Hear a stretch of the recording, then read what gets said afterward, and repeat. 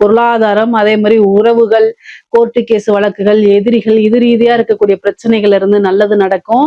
இவ்வளவு நாள் கஷ்டப்பட்டதுக்கு ஒரு வாழ்க்கையில நல்ல விடிவு காலம் பிறக்கும். பொருளாதார உயர்வு கிடைக்கும்.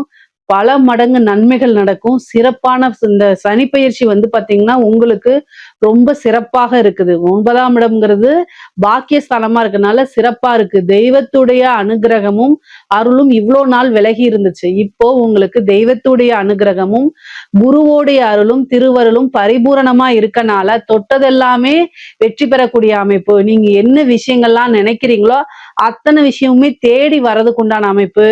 பேரு புகழ், நல்ல ஆயுள், அந்தஸ்து எல்லாமே சொசைட்டில உங்களுக்குன்னு ஒரு பெரிய இடம், ஆஸ்தி, அந்தஸ்து எல்லாமே உங்களுக்கு கிடைக்கக்கூடிய டைம் தான் இந்த டைம். கடக ராசியை பொறுத்த வரைக்கும் சனி பயிற்சி ரொம்ப ரொம்ப சிறப்பா இருக்கு.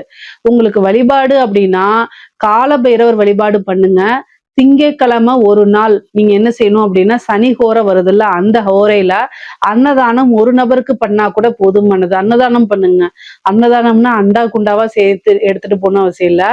ஒரே ஒரு நபருக்கு கூட சாப்பாடு வாங்கி கொடுக்கறது அன்னதானம் தான். அந்த நபர் நம்ம உறவினராவோ தெரிஞ்சவங்களாவோ இருக்கக்கூடாது, கூட வேலை செய்யற நபராகவும் இருக்கக்கூடாது.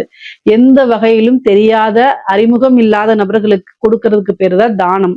சோ அந்த மாதிரி ஒருத்தருக்கு திங்கட்கிழமை சனி ஹோரையில என்ன பண்ணுங்க அப்படின்னா ஒருத்தருக்கு அன்னதானம் கொடுங்க. அதே மாதிரி கால பைரவர் வழிபாடு பண்ணுங்க. இது உங்களுக்கு சகல விதமான சௌபாக்கியத்தையும் கொடுக்கும்.